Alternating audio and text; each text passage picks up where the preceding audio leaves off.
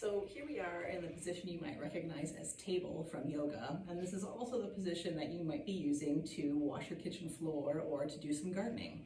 So here you can see I've got my hands on the ground and my wrist is already at that 90-degree angle. If I need to do anything that reaches forward from there at all, my wrist is going to continue to bend forwards from there. Now I've passed into my end range of motion. I'm going to get a lot of pinching and pain in my wrist from there. So if I want to try to stay at that 80% rule, I am going to hold on to this push-up handle, and this is going to allow me to keep my wrist in neutral. So now I can reach out, I can pull weeds, I can do things without getting that wrist into that extension position. If I'm doing yoga or other exercises on the floor, I might use two handles so that I've got the support of both wrists and I'm keeping myself level. Another common time that we use our joints incorrectly is when we're using our hand.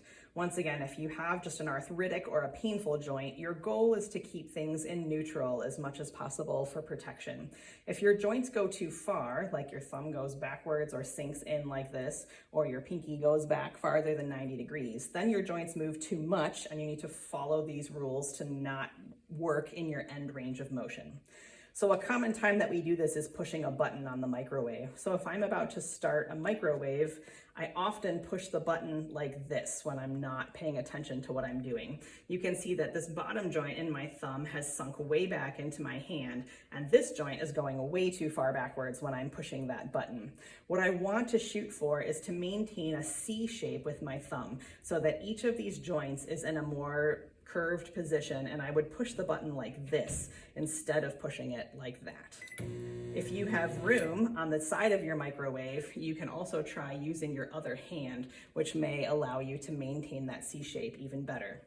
Sometimes when we're opening things like a door, you might go to grab it if it's thin, and you might use that same poor thumb position and get your effort there as you're having that terrible backwards C.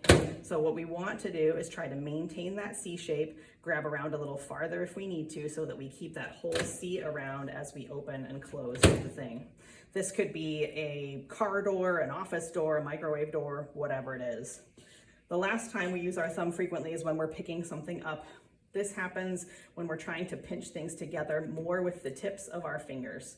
What we tend to do here, once again, is have that terrible backwards shape in our thumb or even in the rest of our fingers as we try to pinch together and lift the object. So if I maintain a C shape in all of my joints and I have a curve here and a curve here, I'm going to do a much better job of protecting them. You can also think about it when you're going in the other direction.